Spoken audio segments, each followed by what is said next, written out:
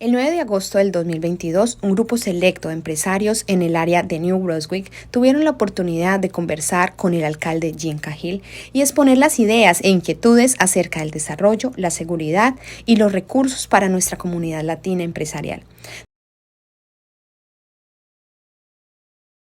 La construcción del heritage.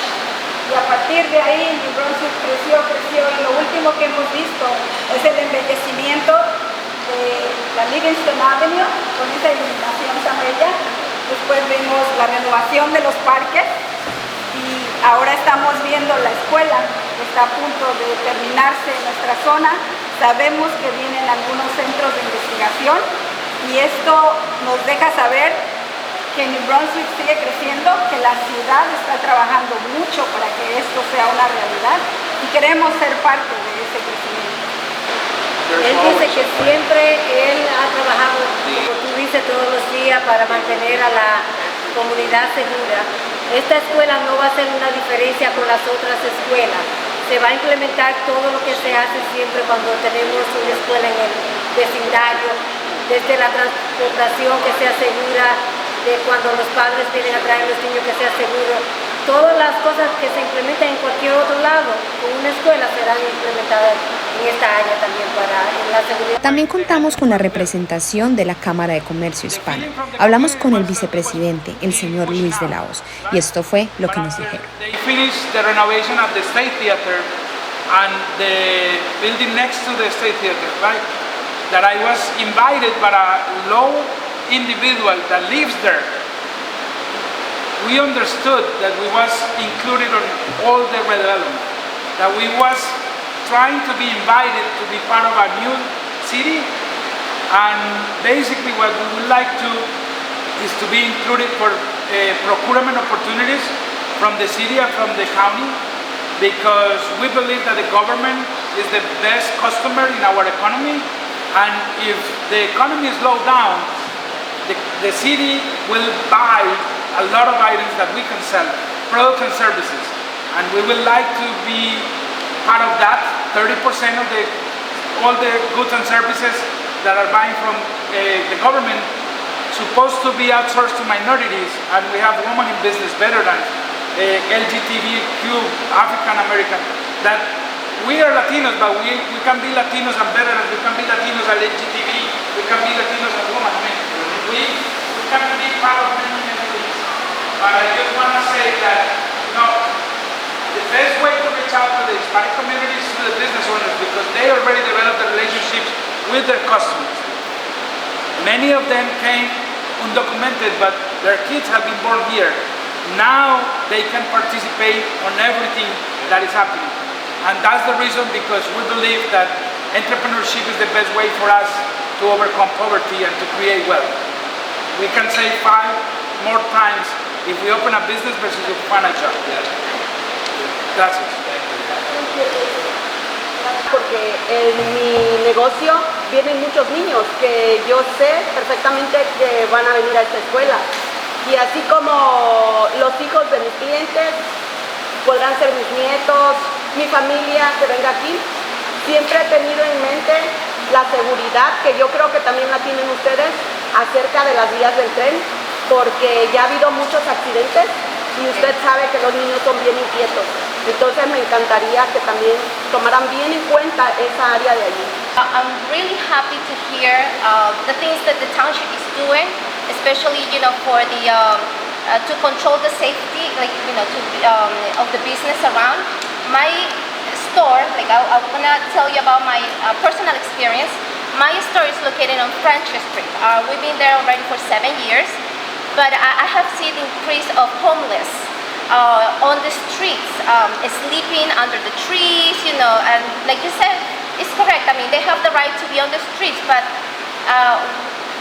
when they started to affect our businesses, because there are not like regular homeless, there are homeless that were drinking all day long, that they are, using drugs, and when you walk by the street, you can see them, doing their necessities on a tree. Now the smell is so bad. It's so bad that it's concerning for the safety of our employees, for our service, even for our customers. So I would like to know, like, I am glad to hear that the township is doing like the walking policemen, but when is going to take that into effect? I haven't seen that. Is where do they go? And it is to provide shelter for them, and then hope that they'll take advantage of it. The court systems and the laws of the state of New Jersey do not allow for the arrest of somebody just for the reason that they don't have a home. And because New Brunswick is such a welcoming community, we're the victim of our own success. That we provide more shelter, we develop more housing for the homeless than any community in central New Jersey. But because we're so good at it, we oftentimes attract more people. The majority of the people that you see on the streets of New Brunswick who are homeless are not from New Brunswick. We are the poorest community in the county, yet we take on the greatest burden of helping those in need. So now our goal is to encourage on a more regional basis for people to recognize that homelessness doesn't recognize municipal boundaries, but rather is a regional problem. It's actually a national problem. So we have to figure out how to build more housing for people with little or no income. We do it well, but we don't have the resources to do it all. So we're working with our county commissioners and the state of New Jersey, and right now we're in the beginning stages of developing a new campus to provide for social services to those most in need. Most importantly, it's not just looking at housing, but it's looking at behavioral health. So many people are homeless not just because they don't have a home. It's because they need mental support and help.